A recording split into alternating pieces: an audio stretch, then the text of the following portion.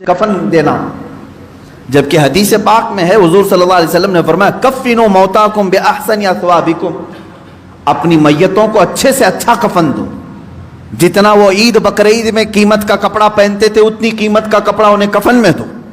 السلام علیکم ورحمۃ اللہ تعالی وبرکاتہ۔ کیسے آپ سب لوگ؟ امید کرتا ہوں خیریت سے ہوں گے، اچھے ہوں گے۔ امید کرتا ہوں کہ آپ میرے ہر ویڈیو کو دیکھتے ہوں گے اور زیادہ سے زیادہ اسے شیئر بھی کرتے ہوں گے۔ اسی طرح ہمارے ویڈیو کو دیکھنے کے لیے ہمارے چینل سبسکرائب کریں اور زیادہ سے زیادہ اسے شیئر کریں۔ تو آج کا ٹاپک بہت ہی خوبصورت ٹاپک ہونے جا رہا ہے۔ حضور مفتی سلمان اظہری صاحب اللہ دامت اللہ علیہ کی ایک بہت ہی خوبصورت تقریر اور بہت اچھا بیان ہے۔ حضرت سیدنا خلیفہ دوم حضرت سیدنا عمر فاروق اعظم رضی اللہ تعالیٰ عنہ کی شان میں کچھ چند جملے آپ سماعت فرمائیں بغور۔ دنیا میں ہم جو کچھ بھی کر لیں یہیں رہ جائے، اتنا بھی ہوں۔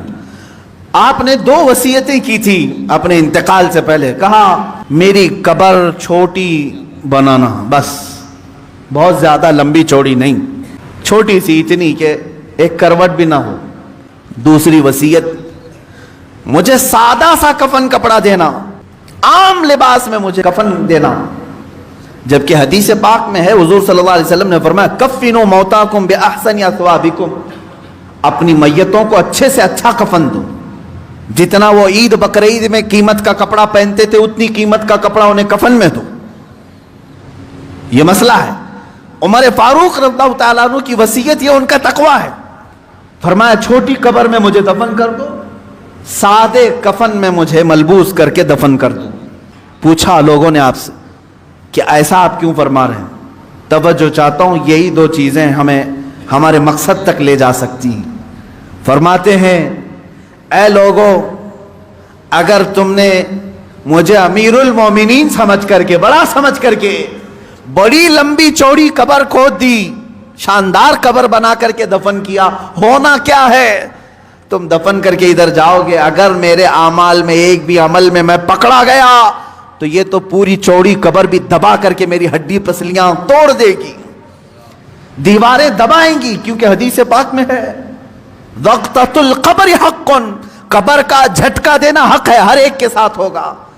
سیدنا عمر فاروق فرماتے ہیں یہ قبر کی دیواریں تو ہڈی پسلیاں توڑ دیں گی اگر میں کسی عمل میں پکڑا گیا۔ اور رہی بات چھوٹی قبر تم کھود کر کے مجھے دفنا رہے ہو، اگر مولا تبارک و تعالیٰ کے ہاں میں پاس ہو گیا، میرے اعمال نکل گئے، تو تمہارے کھودنے کا کیا، اللہ اتنی کشادہ کرے گا کہ جہاں تک نگاہ جائے وہ تو تم کھود بھی نہیں سکتے، اتنی بڑی میری قبر بن جائے گی۔ اسی لیے میری قبر کا دار و مدار زندگی کے اعمال پر ہے، تمہارے بنانے پر نہیں، تم چاہے جیسی بھی بناؤ۔ اور دوسری بات کفن کی، چلو تم نے بہت مہنگا کفن مجھے پہنا دیا، حضرت عمر فرماتے ہیں اگر میں پکڑا گیا، میرا عمل کوئی اللہ کی بارگاہ میں گرفت میں آیا، تو تم نے چاہے جتنا بھی مہنگا کفن دیا ہو یہ سب کھینچ لیا جائے گا، سب سڑا دیا جائے گا، ختم کر دیا جائے گا۔ اور اگر تم نے ہلکا کفن بھی دے دیا مجھے، سستا کفن بھی دیا، لیکن مولا کو میرے اعمال پسند آ گئے تو وہ تو مجھے جنتی لباس پہنائے گا۔ سارا دار و مدار میرے اعمال پر ہے۔ اسی طرح میرے عزیزو، تمہاری عمدہ کوٹھیاں، تمہارے عمدہ بنگلے اور تمہارے بڑے بڑے جنازے، چاہے لاکھوں کے خرچ کے ساتھ تم نے اپنی میتوں کو دفن کا انتظام کیا ہو، کچھ نہیں ہونا ہے۔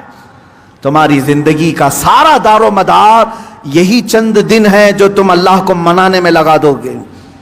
اٹھاؤ اپنی تسبیحاں، اٹھاؤ اپنی تسبیحات اور اللہ رب العزت کے نغمے گاؤ، اس کی حمد بیان کرو جتنا وقت تمہیں ملے، اور اٹھاؤ تسبیحات، بارگاہ مصطفیٰ میں درود کی کثرت کرو۔ تمہاری زبان اس لیے نہیں دی گئی ہے کہ لوگوں کو طعن و تشریح کرو، ان کو گالیاں دو، تمہاری زبان اس لیے ہے کہ مختصر وقت میں اللہ کی جنت خرید لو۔